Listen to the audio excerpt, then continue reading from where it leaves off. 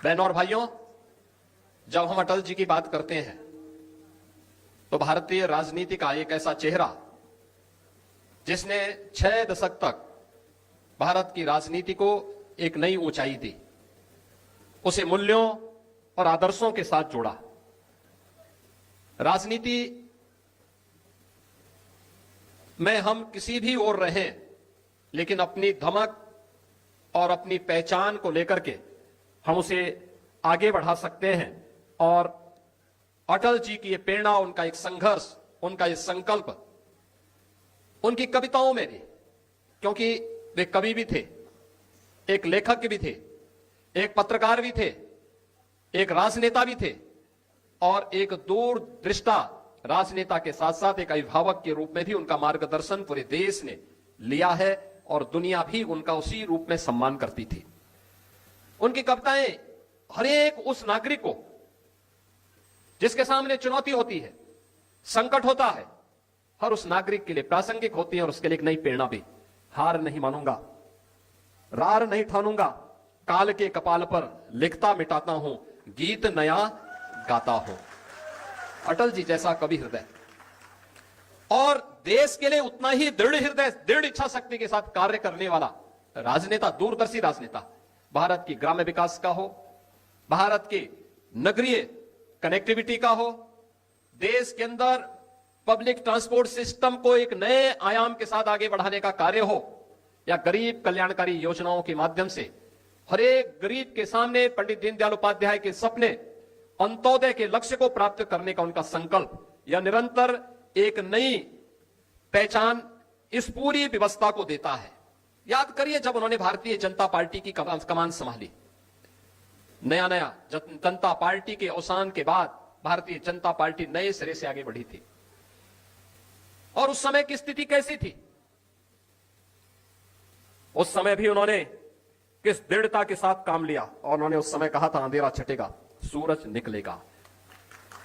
उन्होंने देशवासियों से उस समय कहा था, उस समय उन्होंने कहा था, विरोधियों से कहा था, विपक्षी दलों से कहा था, उन्होंने कहा था, तुम भाजपा से लड़ो, भारत से मत लड़ो। यह केवल एक दूरदर्शी राजनेता ही बोल सकता है। और अटल जी ने सदैव इन कार्यों को हमेशा प्राथमिकता के आधार पर आगे बढ़ाने का काम किया। भारतीय राजनीति के ऐसे अजात शत्रु सदैव अटल जी की स्मृति को आगे बढ़ाने का कार्य कर रही है। और आप सबसे मैं आह्वान करूंगा, अटल जी की शताब्दी महोत्सव के अवसर पर उत्तर प्रदेश सरकार ने हर कॉलेजेस में, स्कूल कॉलेजेस में तो प्रतियोगिता की ही है। हमारे विचार परिवार से जुड़े हुए एक बड़े स्थल को, राष्ट्र प्रेरणा स्थल, कल लोकार्पण करने के लिए आदरणीय प्रधानमंत्री जी लखनऊ पधार रहे हैं। यानी यह विचारधारा कहां से आगे बढ़ी है और कैसे भारत को नेतृत्व देते हुए एक नए भारत के रूप में आज हम सबको आगे बढ़ा रही है। डॉक्टर श्यामा प्रसाद मुखर्जी जी, पंडित दीनदयाल उपाध्याय जी और सरदेव अटल बिहारी वाजपेयी जी की 65 फुट ऊंची कांस्य की प्रतिमाओं के साथ ही डिजिटल म्यूजियम के माध्यम से पूरे विचार दर्शन को आपको वहां देखने को मिलेगा। मुझे लगता है जो भी जाएगा अभिभूत होकर के आएगा। एक बड़ा मंच मिल गया है। अभी मैं कह रहा था, यहां पे हम लोग बैठे थे, कुमार विश्वास जी कह रहे थे कि सभागार छोटा पड़ गया। अगली बार इससे भी बड़ा सभागार आपको राष्ट्र प्रेरणा स्थल कार्यक्रम के लिए मिल जाएगा। वहां का जो ओपन एयर थिएटर है उसमें 3000 लोग बैठ सकते हैं और जो मंच है ना, इस मंच से दुगना मंच है। और वहां पर जो मैदान दिया गया है उसमें कम से कम 2 लाख लोग एकत्र हो सकते हैं। लखनऊ का सार्वजनिक का सबसे बड़ा कार्यक्रम, 4000 बसेज और 4 व्हीलर पार्किंग की भी व्यवस्था दी गई है। एक बड़ा कार्यक्रम। यहां से हम जाएंगे मुश्किल से 5 से 7 मिनट में हम वहां पहुंच जाएंगे। कल प्रधानमंत्री जी उसे राष्ट्र को समर्पित करेंगे और हम सब के लिए एक बड़ा स्थल मिलेगा कार्यक्रम के लिए, जहां स्थान की कमी नहीं होगी।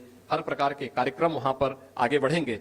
अटल जी को कल हम उनकी शताब्दी महोत्सव के अवसर पर प्रधानमंत्री जी के करकमलों से, आदरणीय रक्षा मंत्री जी और अन्य गणमान्यों की उपस्थिति में यह राष्ट्र को समर्पित होगा। अटल जी के प्रति हमारी श्रद्धांजलि, विनम्र श्रद्धांजलि होगी।